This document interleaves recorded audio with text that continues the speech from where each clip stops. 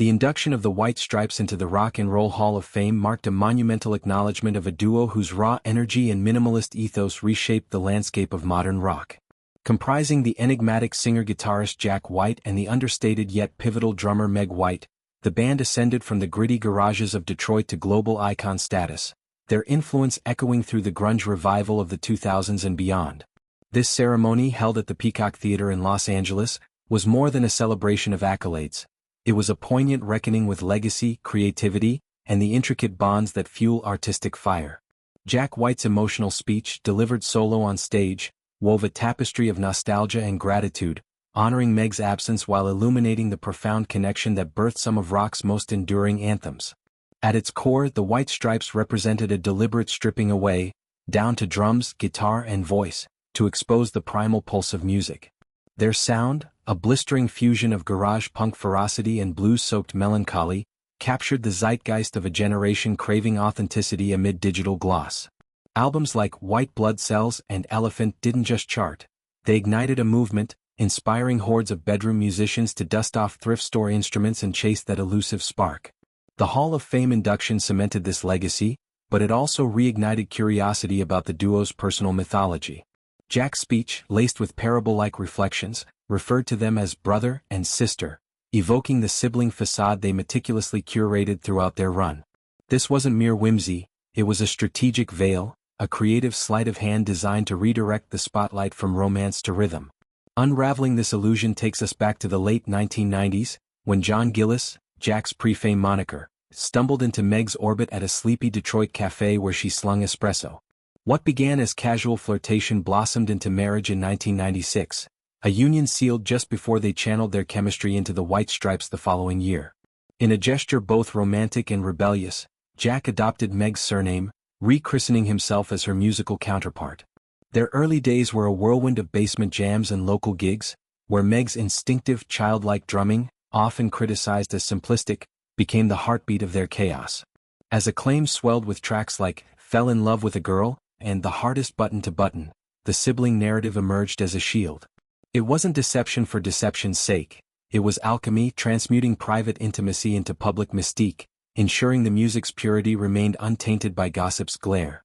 This choice amplified their allure, turning the White Stripes into cultural phantoms, red and white-clad enigmas whose every chord felt like a secret shared. Meg, ever the recluse, embodied this elusiveness. Her sparse interview appearances and aversion to the limelight painted her as rock's quiet revolutionary. Post-divorce in 2000, their professional partnership endured, peaking with the seismic Elephant in 2003, but the 2011 hiatus left fans mourning a void. Meg's retreat from the public eye has been near total, a deliberate fade that contrasts sharply with Jack's prolific evolution into solo artistry, Third Man Records and genre-bending collaborations. Yet, in the hall's glow, Jack bridged that chasm with tenderness, announcing he'd spoken to her recently. Her regrets for missing the event were relayed with warmth, underscoring her enduring appreciation for the supporters who've sustained her through silence. What elevated the moment was Jack's revelation that Meg co-authored the speech, wielding her red pen not just for grammar but for soul. This collaboration, across miles and years, evoked the duo's original synergy, a reminder that true partnerships transcend labels. It humanized the induction, transforming a potentially rote ceremony into an intimate fireside chat. Jack's parable, rich with metaphors of shared origins and divergent paths, painted their bond as familial in spirit if not blood, two souls from Detroit's Rust Belt crucible forging thunder from simplicity. He spoke of beginnings in shadowed corners, of drums that mimicked a child's heartbeat, of guitars that wailed like lost loves. It was poetry in motion, a eulogy to what was while affirming what endures. The evening's musical tributes amplified this reverence, turning homage into harmony. Olivia Rodrigo, the Gen Z provocateur whose confessional pop owes a debt to the Stripes' vulnerability, joined forces with Feist for a delicate rendering of We Are Going to Be Friends.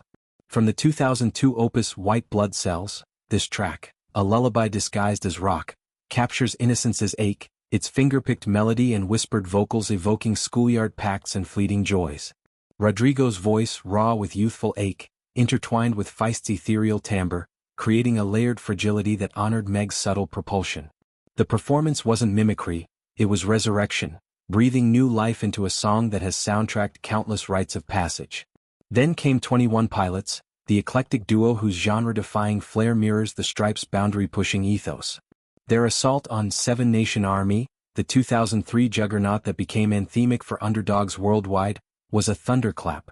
Tyler Joseph and Josh Dunn channeled the original swagger, that iconic riff, a bassless growl born from Jack's tube-amp trickery, into a high-octane frenzy.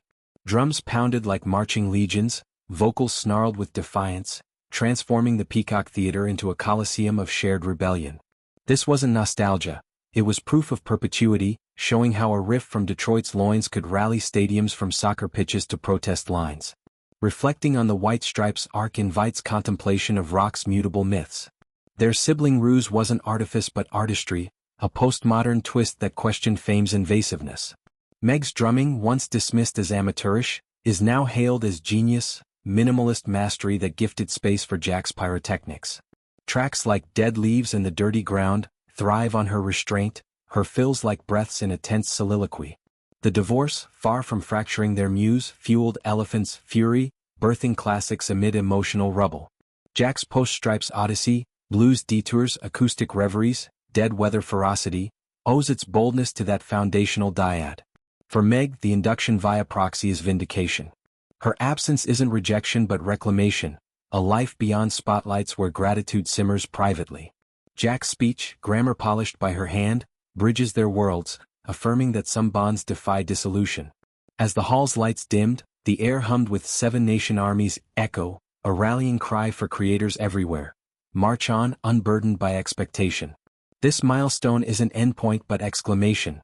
The White Stripes, through parable and performance, remind us that rock's heart beats in the spaces between notes, in the myths we craft and the truths we whisper.